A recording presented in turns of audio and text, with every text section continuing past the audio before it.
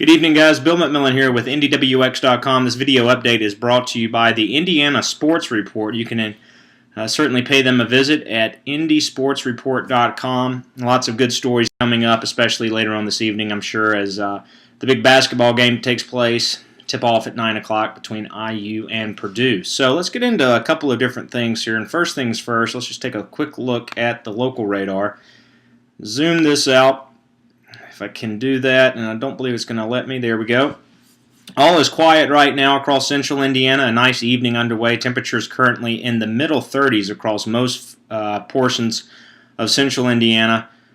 We will begin to introduce more of a overcast sky as we go through the course of the evening. And following that, we can also expect to see some light precipitation late tonight into Thursday morning. We'll take a look at the latest HRRR simulated radar, and that'll show some freezing drizzle potential, maybe some freezing rain falling across northern and northeastern portions of the state. Later on this evening, stop this just after the midnight hour. This is at 2 o'clock, and you note some of the freezing drizzle, freezing rain showing up on forecast radar. Putting this into motion will show most of that is confined to northern and northeastern portions of the state. Mostly a dry evening here. I think we will get into a little bit of light rain as we go through the course of Thursday morning here across central Indiana, but really not a big deal. It's not going to lead to any sort of heavy rainfall totals by any stretch of the imagination. We'll then deal with an overcast sky and continued blustery day on Thursday. Colder air moves in here Thursday night and will change any leftover precipitation over to a few snow flurries. Again, not a big deal. Now let's take a little, and discuss the potential winter storm looming for Saturday night and Sunday. Today's forecast models are really all over the place. Certainly don't have the consistency that we enjoyed over the past couple of days. You've got a more aggressive solution from the Canadian forecast model with a really wrapped up storm system into the Ohio Valley that would certainly lead to a very heavy snow event across central Indiana.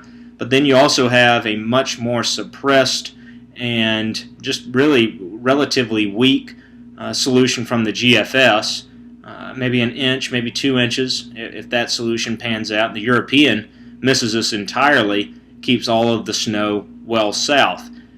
I will say there's most likely going to be several more solutions as we move forward, certainly within the forecast models themselves, and we've got to fine-tune quite a bit as we move through the course of the next 48 hours. A lot of it has to do with the amount of energy coming out of the southwest. We talked about this in a post yesterday and then also in the video. Today's GFS model and several of the models are really holding a lot of this energy back over the southwest, and if that's the case, it's not going to be a big deal whatsoever this weekend. Maybe a little bit of light snow with cold air moving in, but certainly not a winter storm. Now, that said, I don't know if this is really the correct solution. I tend to favor at least some of this energy. I don't think all of the energy will come out, but at least some of it. And with some energy diving in from the northern branch as well, that would combine to create a fairly widespread wintry event over the Ohio Valley and certainly keep central Indiana in play for accumulating snow. So a lot to look at as we move forward. As it is right now, the GFS model, again, is not too bullish on any sort of big winter storm by any stretch of the imagination this weekend. It does deliver some light snow into central Indiana Sunday morning and continues it through Sunday afternoon into Sunday evening. Again, this solution would present probably an inch, maybe 2 inches of snow to central Indiana. And we're not saying that's the correct solution.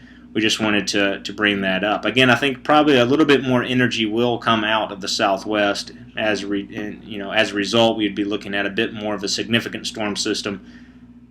Long way to go, needless to say. Stay tuned. We'll keep you posted on IndyWX.com.